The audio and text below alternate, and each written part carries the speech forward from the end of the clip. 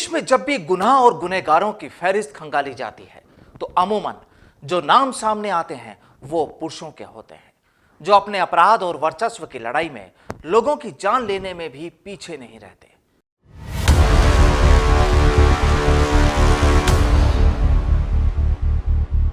लेकिन आज जिस गुनाह की फहरिस्त में से एक गुनहगार की हम बात करेंगे वो एक महिला है, और जब आप उसकी करतूतें, उसके अपराधों के बारे में जानेंगे तो हैरान रह जाएंगे।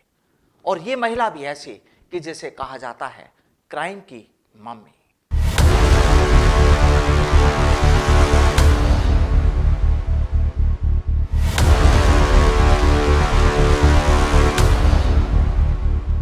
अपराध जगत के बेताज बादशाहों के नाम तो आपने बहुत सुने होंगे, पर बादशाहों की इस जमात में यह है गुनाह की बेगम की कहानी, जिसे गुनाह की फहरिस्त में क्राइम की मम्मी के नाम से जाना जाता है। ऐसी मम्मी जिसने अपने बच्चों के साथ मिलकर ही गिरोह खड़ा कर दिया और देश की राजधानी में गुनाह की इबारत लिखी, और जिसका राज बीते 30 सालों से देश की राजधानी दिल्ली पर चला। जी हां, हम बात कर रहे हैं देश की राजधानी दिल्ली की लेडी डॉन बसीरन की। एक साधारण सी घरेलू महिला अपराध जगत की बेताज बेगम बनी। तो चलिए आपको बताते हैं उसकी बनाई क्राइम की दुनिया के बारे में, जिसे जानना काफी दिलचस्प होगा। कहानी की शुरुआत सबसे पहले बसीरन की जिंदगी के पन्ने पलटने से करते हैं। बसीरन का जन्म आगरा के बसई अरेला के एक साधारण परिवार में हुआ था। उसके अलावा परिवार में करीब आधा दर्जन बच्चे और भी थे। पिता पर परिवार की जिम्मेदारी ज्यादा थी, तो कम उम्र में ही बसीरन का ब्याह राजस्थान के धौलपुर के रहने वाले मलखान सिंह से हो गया। ससुराल पहुंचकर जब बसीरन को मालूम हुआ कि पति चरवाहा है तो उसके सारे सपने चकनाचूर हो गए। हालांकि मलखान उसकी हर जरूरत पूरी करने की कोशिश करता रहा, पर कहते हैं ना, ख्वाहिशों का आसमान असीम होता है। कुछ ही सालों में बसीरन मां बन गई। पहले 1 और फिर 2 और 3 करते हुए घर में 8 बेटों की जमात लग गई। ऐसे में आर्थिक तंगी को देखते हुए पूरा परिवार दिल्ली के संगम विहार में आ गया। मलखान यहाँ इलेक्ट्रीशियन बन गया, पर वो अपने साथ गांव से बकरियां लाया था, जिन्हें काम न मिलने पर चराता और फिर उन्हीं के दूध को बेचकर गुजारा कर रहा था। वक्त गुजरता गया और बसीरन एक बार फिर 8 बेटों के साथ ही 4 बेटियों की भी मां बन गई, और अब इतने बड़े परिवार का भरण पोषण करना मुश्किल हो गया। बस फिर क्या था, उसके कदम डगमगा गए। उसने आमदनी बढ़ाने के लिए सबसे पहले अवैध शराब की बिक्री शुरू की। पहले तो वह केवल शराब को एक जगह से दूसरी जगह पहुंचाने का काम करती रही। काम बढ़ा तो बेटों को भी शामिल कर लिया। कुछ ही दिनों में शराब के रास्ते अपराध के दरवाजे खुले। शराब बेचने वाली बसीरन को भला इससे क्या ऐतराज होता। उसके 2 बेटों ने सड़कों पर घटनाओं को अंजाम देना शुरू कर दिया। घर में आमदनी शुरू हो गई तो बसीरन के बाकी बेटे भी एक एक करके अपराध के दलदल में उतरते चले गए। देखते ही देखते चोरी की वारदातें धमकाने में बदलने लगी, और फिर शुरू हो गई हफ्ता वसूली की वारदातें।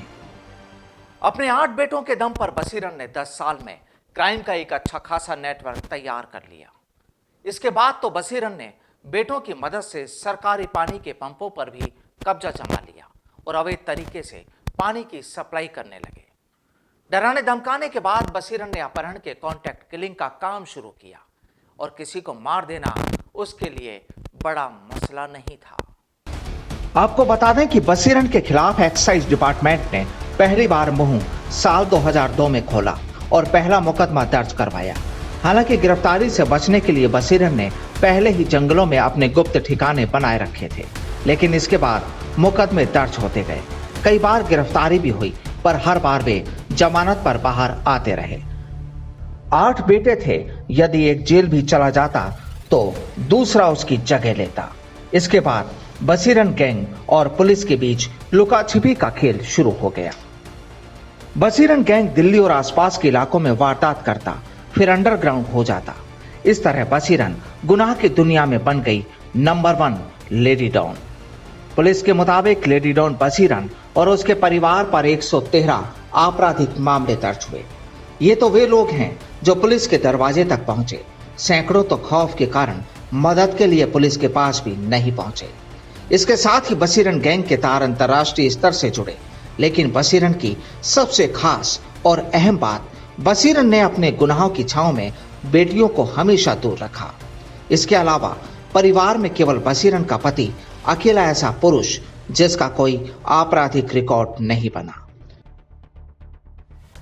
बहरहाल, क्राइम सीरीज के इस एपिसोड में आपने जाना कि बसीरन, जो एक साधारण सी लड़की थी, आखिर कैसे गुनाह की सीढ़ियों को चढ़कर बन गई दिल्ली की नंबर 1 लेडी डॉन। अगले एपिसोड में हम आपको रूबरू कराएंगे बसीरन से जुड़ी उस दास्तां से जिसमें वो नशे की लत लगवाकर छोटे बच्चों से करवाती थी जुर्म, उन्हें किस तरह अपराध के दलदल में झोंकती थी, और आपको बताएंगे कि आखिर फिर बसीरन किस तरह फंसी पुलिस के चक्रव्यूह में। बसीरन की पूरी कहानी, क्राइम की पूरी कहानी अगले एपिसोड में, यानी बसीरन के पार्ट 2 में। तब तक के लिए दीजिए इजाजत। नमस्कार।